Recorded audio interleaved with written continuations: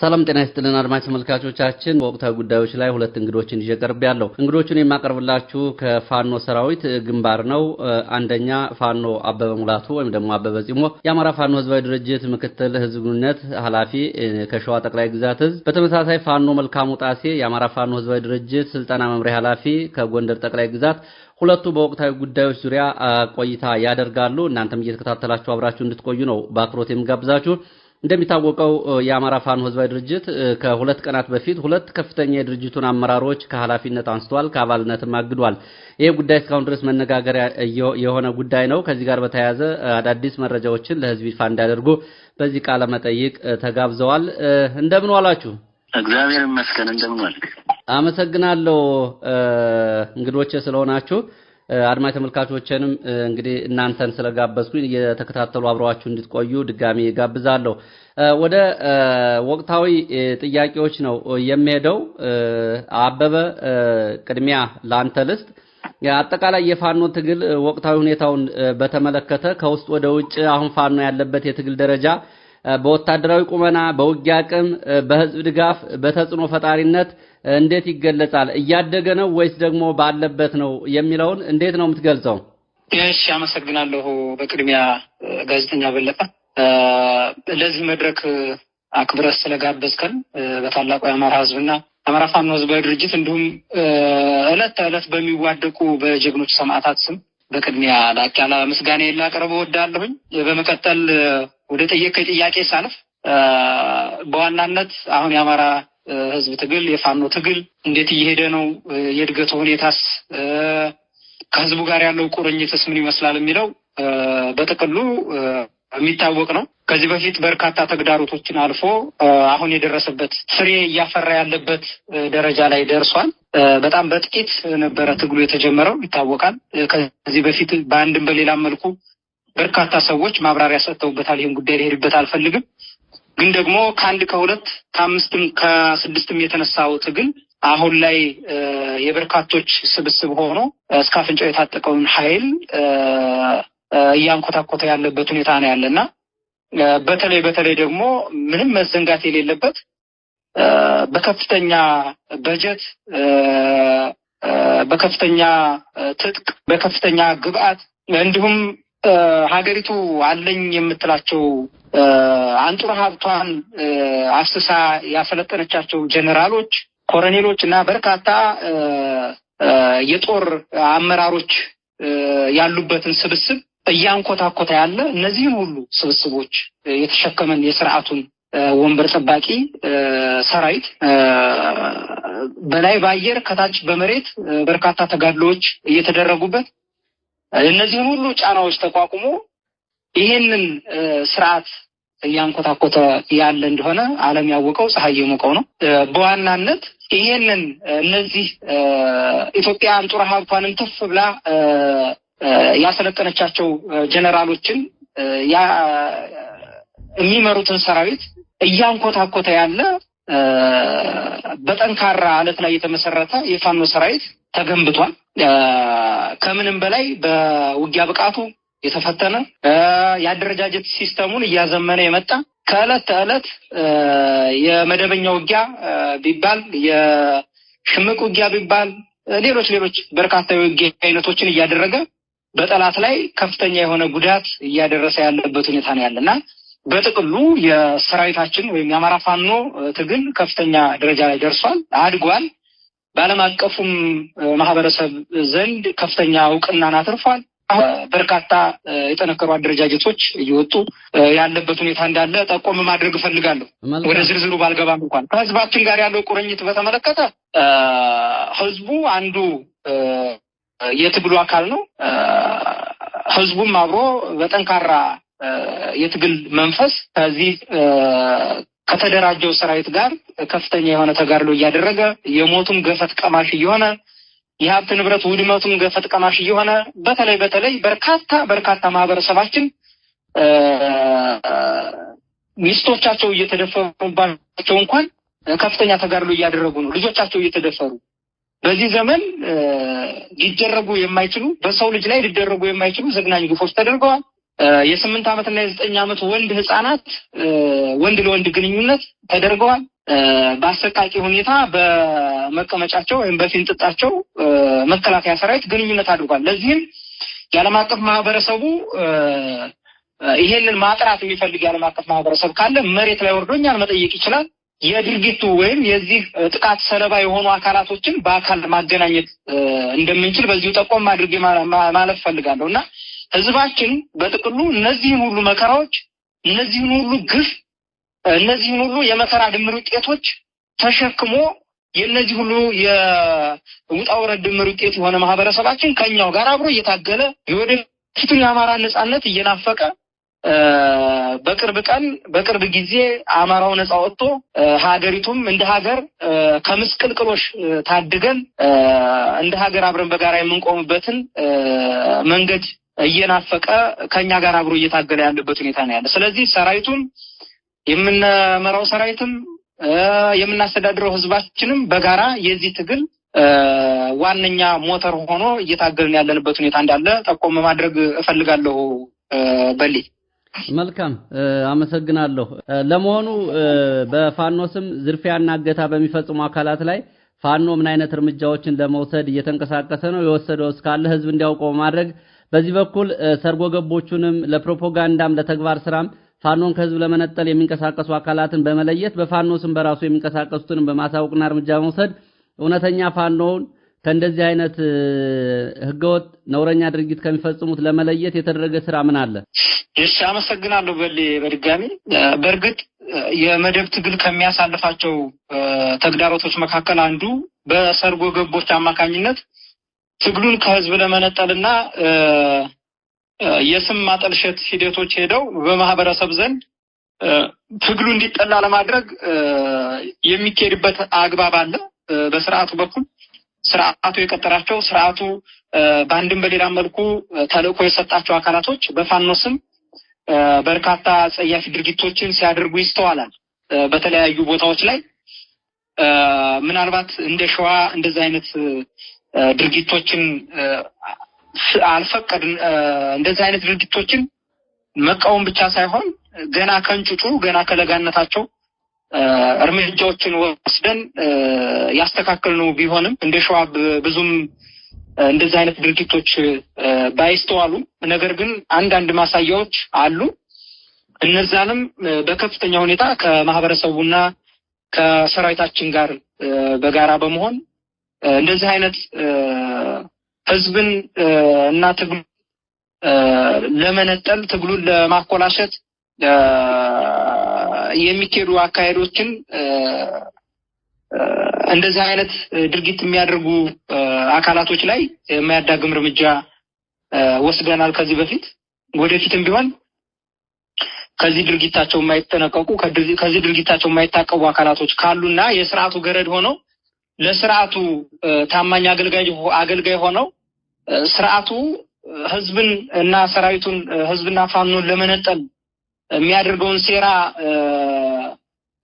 ለማበረታታት ወይም ይሄንን ሴራ ያቀደውን ሴራ ለመስራት የሚንቀሳቀሱ አካላቶች ላይ የማያዳግም እርምጃ እንደምንወስድ በዚሁ ጠቆም አድርጌ ማለፍ ፈልጋለሁኝ። በዋናነት ግን እንደዚህ አይነት ድርጊት የሚፈጽሙ አካላቶች የሉም ማለት አይቻልም። መጀመሪያ ላይ እንደተጠቀስኩት ነው አሉ በተለያየ ቦታ ላይ በዚሁ ጠቆም አድርጌ ማለፍ ፈልጋለሁ። ከዚህ በፊት ግን በእኛ አካባቢ በሸዋ ቀጠና ላይ እንደዚህ አይነት ድርጊት ለማድረግ ሲንቀሳቀሱ የነበሩ አካላቶች ላይ እርምጃ እየወሰድን አልፈናል።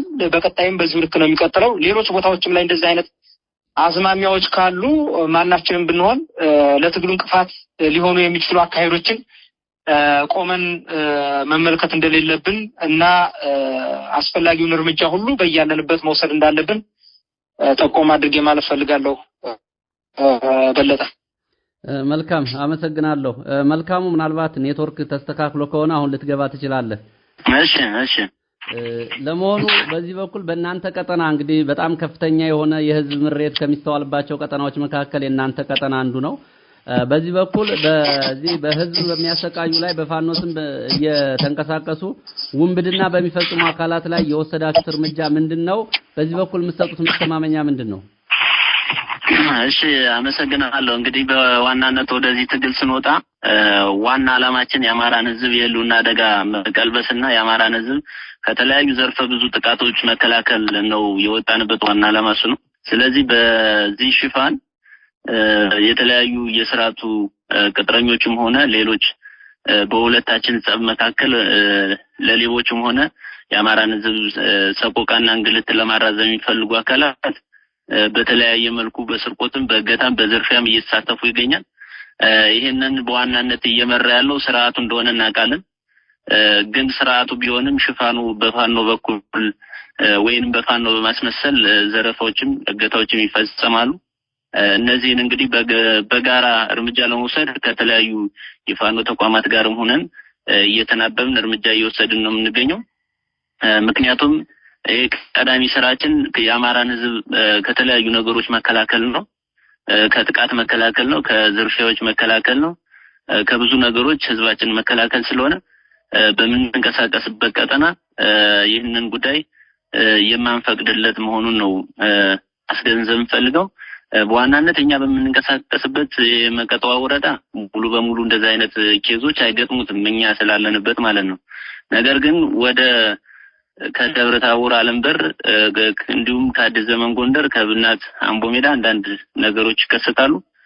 እነሱም እንግዲህ የሁለቱ አደረጃጀቶች መገናኛ አካባቢ ስለሆነ በሁለቱም አደረጃጀቶች ምክንያት ወይም በሁለቱ ግጭት ምክንያት እንደዚሁ ለአገዛዙ ሰርጎ ገብ ሌቦች ምቹ ሁኔታ ፈጥሯል። እነዚህ አሁን ያልኳቸው ቦታዎች የሁለቱ ማለትም የአማራ ፋኖ ጎንደር ጠቅላይ ግዛትና የአማራ ፋኖ በጎንደር አንድነት የሚንቀሳቀሱበት የጋራ ቀጠና ስለሆነ ከሁለቱም አካባቢዎች ትንሽ በሁለቱም እያማኙ ዘረፊዎችና እገታዎች ይፈጸማሉ። ይሄንን እንደ ተቋም ትግል እያደረግን ነው የምንገኘው። እኛ በምንንቀሳቀስበት ቀጠና አዋሳኝ ያሉትን ደግሞ በአካል በመሄድ እርምጃዎችን ሁሉ እየወሰድን ነው የምንገኘው። ይሄ በጥቅሉ የሁለታችን በተለይ የአደረጃጀት ልዩነት መኖሩ በዋናነት ለአገዛዙ ሰርጎ ገቦች በጣም ምቹ ሆኖ ነው ያገኘነው። ቀጣይ ይሄ የአማራ ፋኖ አንድነት በሚመጣ ማግስት እጃቸው ይቆረጣል እያየነው ነው። ዘለው ወደ ጉድጓዳቸውም እየገቡ ነው። ይሄ ነገር የሚቋረጥ ነው የሚሆነው። ወደፊት ህዝባችን የትግላችን የጀርባ አጥንት ነው። እሱንን በደንብ አስጠብቀን ይህንን ስርዓት አስወግደን ሌቦችንም አጋቾችንም እጃቸውን ቆርጠን የምንጥልበት ጊዜ ሩቅ አይደለም። ይሄ በቅርቡ የምናሳካው ጉዳይ ነው ማለት ነው። መልካም እንደው በዚሁ ሁለታችሁም ነው የምትመልሱት። በዚሁ መልካሙ ቀጥል። የፋኖ ሰራዊት ወደ ከተማው ህዝብ እየመጣን ነው የሚል ካሁን በፊት የነበሩ ጉዳዮች ነበሩ። አሁን ደግሞ በተቃራኒው እንግዲህ ብልጽግና ወደ ከተማ እየመጣ አይደለም ፋኖ ከከተማ እየራቀ ነው የሚሉ የተለያዩ ፕሮፓጋንዳዎችንም እንደዚሁ ደግሞ በዘመቻዎች ላይም የሚያደርጋቸው እንቅስቃሴዎች አሉ። ለመሆኑ አሁን የፋኖ ትግል የከተማውን ህዝብ የትግል አማራጭ ወይ ደግሞ የትግል ተሳታፊ ለማድረግ እየሰራ ያለው ስራ አለ ወይ? አይ ጥሩ። ያው እንግዲህ አገዛዙ የተለመደው ምላሱ ብቻ ነው የቀረው። እንደሚታወቀው በአማራ በዚህ በምንንቀሳቀስበት ቀጠና በአጠቃላይ እንደ አማራ 75% በላይ በእኛ ያው ፐርሰንቱ ፐርፌክት ባይሆንም ኦልሞስት ከከተሞቹ ውጭ ስርዓቱ የለም። ያው ምላሱ ብቻ ነው ያለው። ያን ከተሞችን ደግሞ የሚፈልግበት የራሱ የሆነ ምክንያት አለው። ያ ማለት የክልሉ በተለይም የአማራ ከተሞች የኢኮኖሚ ማዕከል ናቸው። ኢኮኖሚውም በዛው ልክ ለማውደምም ጭምር ከተሞች ላይ ተቀምጦ ነው ይሄንን ውጊያም እያደረገ ያለ። እዛ ለፕሮፓጋንዳም እንዲያመቸው እዛው ላይ ሆኖ ነው እያወራ ያለው። እኛ ደግሞ ከተሞች ውስጥም ትግል የኛ ትግል አለ። ወደፊትም አጠናክረን እንቀጥላለን። እንግዲህ ያው በዚህ የሚገለጽ ባይሆንም ስራዎችን እየሰራን ነው። የከተማ የገጠር ትግል የሚባል ነገር የለም። እኛ ሙሉ ትግል ነው የምናደርገው። በዚህ ልክ በራሳችን ያው ወታደራዊ እቅዶችም አሉ። በዛ በወታደራዊ እቅዶች መሰረት ስራዎች ይሰራሉ። በዛ ልክ ነው የኛ ያለው ሁኔታ። አበበ ምናልባት እናንተ ያላችሁበት አካባቢ ደግሞ ምናልባት የሀገሪቱ ፖለቲካ ዋና መቀመጫ ከሆነበት አዲስ አበባ በትንሽ ኪሎ ሜትር ርቀት ላይ ነው ያለው። እንደው ለአጠቃላይ አዲስ አበባን ጨምሮ ለትልልቅ ከተሞች ለሚኖረው ህዝብ የፖለቲካ የትግል አጋርነት ከፋኖ ጋር ትስስር በመፍጠር በኩል የሚታይ ስራ አለ ወይ? ምናልባት በሚዲያ ባይገለጽ እንኳን ህዝቡን የትግሉ አካል አድርጋችሁታል ወይ? ያው እውነት ነው። በአንድም በሌላም መልኩ ህዝቡ ወደ ትግሉ እንዲቀላቀል የትግሉ አካል እንዲሆን እዛው ባለበትም ወደዚህ የሚቀላቀለው ያው በቅርብ ርቀት ላይ ከመሆናችን ጋር ተያይዞ በርካታ ዱላ ቢበዛብንም ቅሉ በከተማ ያለው ህዝብ የትግሉ አካል የትግሉ ባለቤት እንዲሆን በርካታ ስራዎች ሲሰሩ ቆይተዋል። ምናልባት ለትግሉም ጤናማነት በሚል ወይም ለትግሉ ጤናማነት ከማሰብ አኳያ ማላነሳቸው በርካታ ዝርዝር ጉዳዮች አሉ። ሂድን በሆነ መልኩ ለማለፍ እገደዳለሁ እና በጥቅሉ ግን መሬት ላይ ወርዶ እየታገለ ያለ የከተማው ከተማ ነዋሪም ጭምር አለ። እዛው ከተማ ውስጥም ሆኖ በርካታ ስራዎችን እየሰራ ያለ ይሄ ወደፊት የሚታይ ነው። ዞሮ ይሄንን ያለውን ሂደት እና የትግሉ አቅጣጫ የትግሉ ሁኔታ በከተማዎች ላይ ምን ይመስላል የሚለውን ለማብራራት አልደፍርም። ምክንያቱም ያው ሚስጥር በሆነ ምን ይሄንን ለማብራራት ብዙም አልደፍርም። ግን የትግሉ ባለቤት እንደሆኑና በርካታ አካላቶች እየታገሉ እንዳለ በአንድም በሌላ መልኩ ጠቆም አድርጌ ማለት ፈልጋለሁ። ስለዚህ የከተማው ህዝብ ግን የትግሉ አካል ሆኗል፣ የከተማው ህዝብ በዚህ ትግል ውስጥ ታቅፏል የሚለው አጠቃላይ ገለጻ ግን ትክክል ነው? አዎ ትክክል ነው። ጥይት ወርዶ አለመተኮሱ፣ ነፍጥ ይዞ ምሽግ ይዞ ግንባር ላይ አለመተኮሱን አይደለም ማየት መቻል ያለብን። በጣም በርካታ የትግል ሂደቶች አሉ። ሁሉም በየፈርጁ የትግሉ ሁናቴ በሚፈቅዳቸው እና የትግሉ ሁናቴ በሚመቸው ልክ እየታገሉ ያሉ አሉ። ወደፊት ደግሞ የምናየው ነው የሚሆነው ውጤቱ እና በዛ ልክ ነው። ጥሩ። ወደ ወቅታዊ ወደ ድርጅታችሁ ጉዳይ ልምጣ። በዚሁ አበበ አንተ ነህ የምትቀጥለው። ድርጅታችሁ አማራ ፋኖ ህዝባዊ ድርጅት ሁለት ከፍተኛ መሪዎቹን አግዷል። እነዚህ ከፍተኛ መሪዎቹ አንደኛ መቶ አለቃ ማስረሻ ሰጤ፣ ሁለተኛ ደግሞ አቶ ከፈለኝ ናቸው። ለመሆኑ ከነዚህ ጋር ተያይዞ አጭር መግለጫ ተሰጥቷል። በተጨባጭ ከድርጅቱ ያሳገዳቸው ከአባልነት ያስባረራቸው የተገኘባቸው የዲሲፕሊን ግድፈት ምንድነው? የህዝብ ማወቅ ይፈልጋል ይሄን ጉዳይ። አመሰግናለሁ። እንግዲህ ዋናው ነጥብ ይሄ ይመስለኛል። እንግዲህ በእግዱ ጉዳይ ላይ ግልጽ የሆነ ማብራሪያ እንፈልጋለን ነው ጥያቄው። አዎ እንግዲህ ያው እንትና መግለጫው ላይም እንግዲህ አቶ መስፍን ከፈለኝና መቶ አለቃ ማስረሻ ሰጤን ነው ከድርጅቱ ከፍተኛ ኃላፊነት ያገዳችሁት ከአባልነትም ጭምር ያባረራችሁት መግለጫ ተሰጥቶበታል። በዚህ ጉዳይ ላይ ያው ማብራሪያ የምትሰጡትና የናንተ የሰራዊት አባል የናንተ ደጋፊና ህዝቡ ሊያውቅ የሚገባውና አጠቃላይ ህዝቡ ደግሞ ሊገለጽለት የሚገባው ጉዳይ ምንድነው? ምን የተገኘ የዲሲፕሊን ግድፈት አለ? ድርጅቱ ይሄንን ውሳኔ ሲወስን ያለ ምንም ምክንያት እንደሆነ ማንኛውም አካላት ቢሆን ማናችንም ብንሆን ግንዛቤ ውስጥ ልናስገባ ግድ ይላል። እንደ ድርጅት ውስጥ ዲሞክራሲያችን ጠንካራ እንደሆነ ሁላችንም መረዳት መቻል አለብን። በዛ ምልክ እየተንቀሳቀስን እንደሆነ የውጭው ማህበረሰብ ግንዛቤ ሊኖረው ይገባል ማለት ፈልጋለሁና በዚህ መሰረት በትዕግስት እነሱን ያስተናግድንበትን መንገድ ያስተናግድንበትን አግባብ ጠቆም የሚያደርግ ሂደት ነው። መጨረሻ ላይ የተጣራ መረጃ እጃችን ላይ ስለደረሰና በየወቅቱ የያዝናቸው መረጃዎች ስላለ በዛ መንገድ እየሄዱ ወይም በአላግባብ ከድርጅቱ ሳቤ ከድርጅቱ ያሰራር ሂደት ውጪ በተለይ መርህ አልባ ግንኙነት የሚባሉትን አይነት ማስረጃዎች ስናገኝ በዛ ላይ እንግዲህ እገዳ ልናደርግ ይችላል ማለት ነው። በዋናነት ሰዎቹን ወይም እነዚህን ሁለት ግለሰቦች ያገድናቸው እጃችን ላይ የተጣራ መረጃ ይዘን በዛ መንገድ እየሄዱ ወይም በዛ በያዝነው መረጃ መንገድ እየሄዱ እንደሆነ ከተረዳን በኋላ ሊታገዱ ይችላል። በዋናነት በሐሳብ ልዩነት እንዳልሆነ በተለይ የሐሳብ ልዩነት እንደተፈጠረ ተደርጎ በበርካታ እንትኖች ውጅንብሮች ሲፈጠሩ አይቻለሁ። በዋናነት ግን በሐሳብ ልዩነት እንዳልሆነ በተለይ አሁን የሚንጸባረቀው አንዳንድ ያልተገቡ አሉባልታዎች አሉ ሲዘዋወሩም ተመልክቻለሁኝ። በአጭሩ ድርጅታችን ትክክለኛ የሆነ የሄደበት መንገድ አለ።